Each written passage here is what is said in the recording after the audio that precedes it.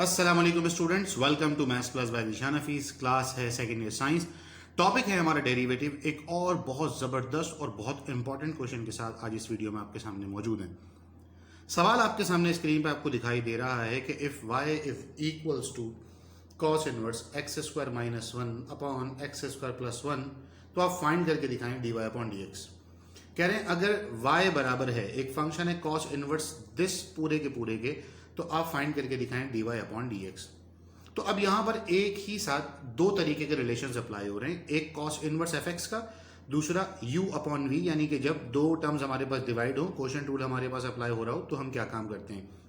तो हमने लिखा given that y is equals to cos inverse x square minus one upon x square plus one as it is.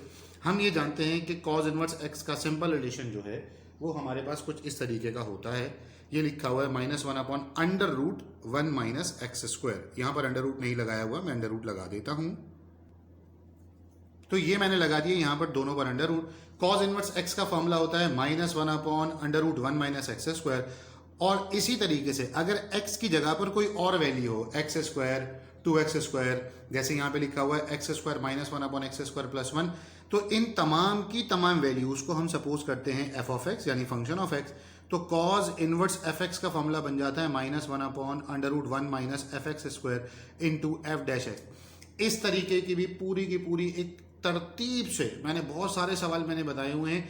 इसी channel के ऊपर playlist है second year science new book के हवाले से, वहां पर एक्सरसाइज 3.4 के लेक्चर्स अवेलेबल है। वहां पर मैंने बाकायदा तौर पर सिर्फ कॉस नहीं, sine, tangent, cot, secant, cosecant, तमाम के तमाम फंक्शंस के एक्स को एफ एक्स में कन्वर्ट करके कैसे सॉल्व करते हैं लेक्चर अपलोड किया हुआ है।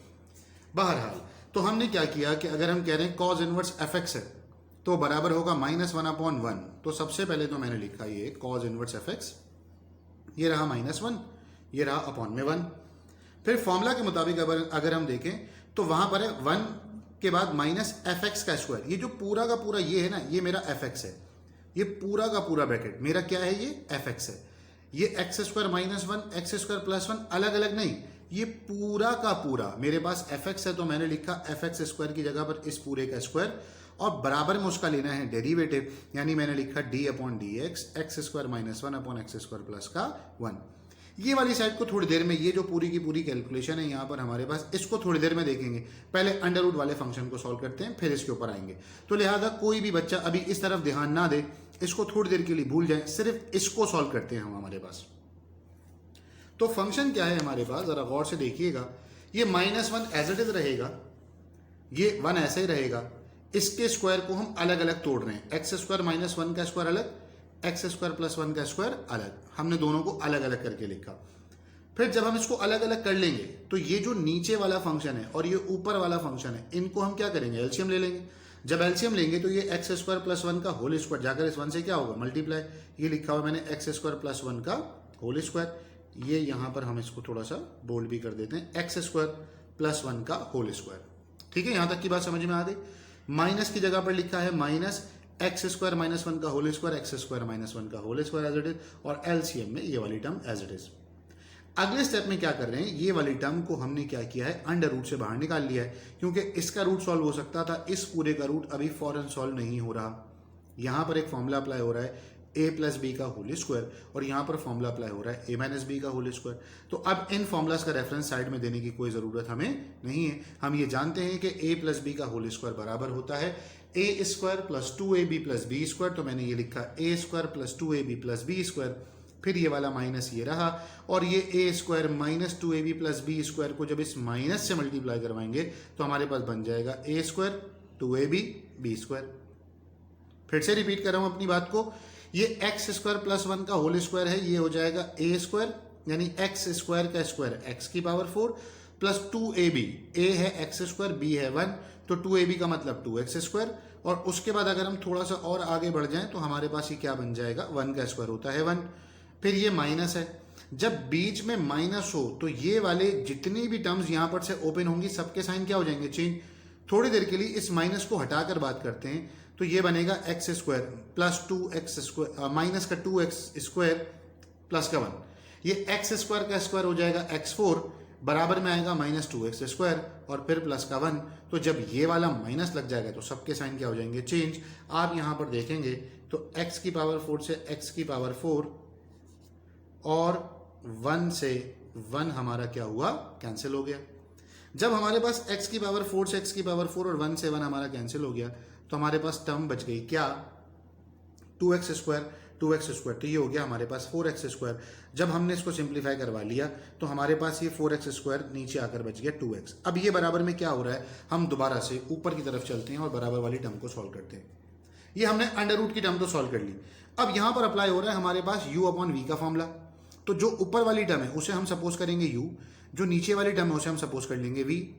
पहले ऊपर वाली टर्म u, नीचे वाली टर्म v, और दोनों का क्या ले लेंगे हम, सिंपली डेरिवेटिव। जब हम दोनों का डेरिवेटिव सॉल्व करेंगे तो x स्क्वायर का डेरिवेटिव 2x, 1 के साथ क्योंकि कोई वेरिएबल नहीं है लिहाजा कोई डेरिवेटिव नहीं होगा। इस x स्क्वायर का डेरिवेटिव भी 2x, 1 के साथ कोई वेरिएबल नहीं है लिहाजा डेरिवेटिव क्या हो गया, 2।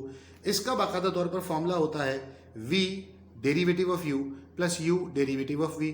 जैसा कि इससे प्रीवियस लेक्चर में भी हमने ये बात डिस्कस की कि हम पहले ये डायरेक्शन में लिखते हैं वैल्यूज को, फिर हम इस डायरेक्शन में लिखते हैं, बीच में लगाते थे प्लस, वो प्रोडक्ट रूल था, प्रोडक्ट रूल में लगाते थे बीच में प्लस।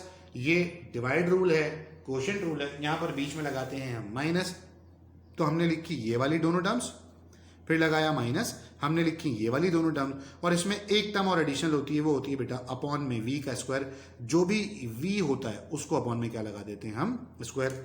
अगर मैं आपको फॉर्मूले के तौर पे लिख के दिखाऊं ना तो ये फॉर्मूला कुछ ऐसा बन जाएगा, कुछ इस तरीके का। तो यहां पर मैंने देखिए ये फॉर्मूला लिख के दिखाया कि d upon d x u upon v करेंगे तो ये हो जाएगा v derivative of u minus u derivative of v upon v का स्क्वायर। तो ये हमने सारी की सारी टर्म्स को यहां पर सिंप्लीफाई करवाना है। x स्क्वायर को जब हम 2x से मल्टीप्लाई करेंगे तो हो जाएगा 2x का क्यूब। जब 1 को 2x से मल्टीप्लाई करेंगे तो 2x, माइनस x स्क्वायर को 2x से मल्टीप्लाई करेंगे तो ये हो जाएगा माइनस 2x का cube. Minus and minus plus, plus 1 को 2x से मल्टीप्लाई करेंगे तो 2x अपॉन वाली term as it is positive 2x cube से नेगेटिव 2x क्यूब हमारे पास कैंसिल हो गया। 2x प्लस 2x करेंगे तो हमारे पास क्या बन जाएगा अगले स्टेप में बेटा, यहां से बन जाएगा हमारे पास 4x। ये देखिए क्या बन गया हमारे पास 4x, और अपॉन में ये टर्म एज इट इज। हमने इस पूरी की पूरी टर्म को उठाना है, अगली टर्म में एज इट इज दोबारा से कॉपी पेस्ट कर रहे हैं।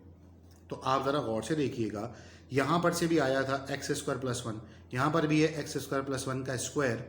इसका मतलब ये ब्रैकेट दो मरतबा है, एक ब्रैकेट से एक ब्रैकेट कैंसिल होकर बचा 4x upon x square plus 1। ये रहा 4x एक्स स्क्वायर प्लस 1, ये कैंसिल हो गया, यहां से सिर्फ माइनस का साइन बचा है। 4 रूट से बाहर आकर आ गया 2, एक्स स्क्वायर रूट से बाहर आकर हो गया x। तो हमारे पास ये वाली टर्म भी कैंसिल हो जाएगी। हम इसको लिखेंगे 2x 1 जार 2x 2 जार, तो हमारे पास जो फाइनल आंसर है वो आ गया है सवाल का -2 अपॉन एक्स स्क्वायर प्लस का 1।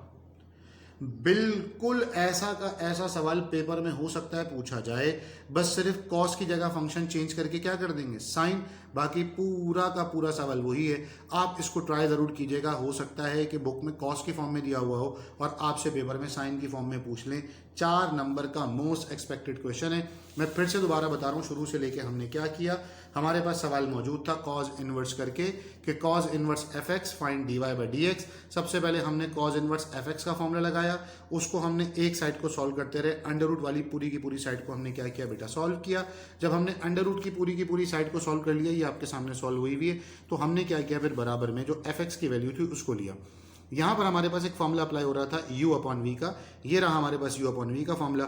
हमने एक को u लिया, दूसरे को हमने v लिया, दोनों का डेरिवेटिव लेने के बाद इस फॉर्मूले में पुट करके जब सिंप्लीफाई करवा लिया, तो सिंप्लीफाई करवाने के बाद हमारे पास कुछ इस तरीके की टर्म बच गई। आखिर में जो जो कैंसिलेशन हो सकती थी हमने वो कैंसिलेशन की, और एट द लास्ट हमारे पास हमारा रिक्वायर्ड आंसर आ गया। बहुत इंपॉर्टेंट सवाल है, सेक्शन बी में 4 नंबर के लिए आ सकता है, लिहाजा तमाम बच्चे 2-2 3-3 मरतबा इसकी प्रैक्टिस करें। पहले कॉज इनवर्स एक्स का सवाल इस वीडियो लेक्चर से सुन लिया आपने, उसके बाद आप एक मरतबा इसको देखकर सॉल्व करें, फिर एक मरतबा यानी सेकंड टाइम कॉज इनवर्स का ही सवाल बिना देखे सॉल्व करें। जब आपसे कॉज इनवर्स का सवाल बिना देखे सॉल्व हो जाएगा तो फिर आप ट्राई करें साइन इनवर्स। अगर आपने ये कर लिया तो इसका मतलब मेरी और आपकी दोनों की मेहनत वसूल हो गई। 4 नंबर बहुत नंबर होते हैं, लिहाजा बिल्कुल भी सवाल को छोड़िएगा मत जब तक कि आपको एक और मजीद वीडियो लेक्चर नहीं मिलता। टिल देन इसकी बहुत ज़्यादा प्रैक्टिस करें, बाकी टॉपिक्स की प्रैक्टिस करते रहें। अपने घर वालों का बहुत ज़्यादा ख्याल रखें, मुझे और मेरे घर वालों को अपनी ख़ास दुआ में याद रखें। अल्लाह हाफ़िज़ व नासिर।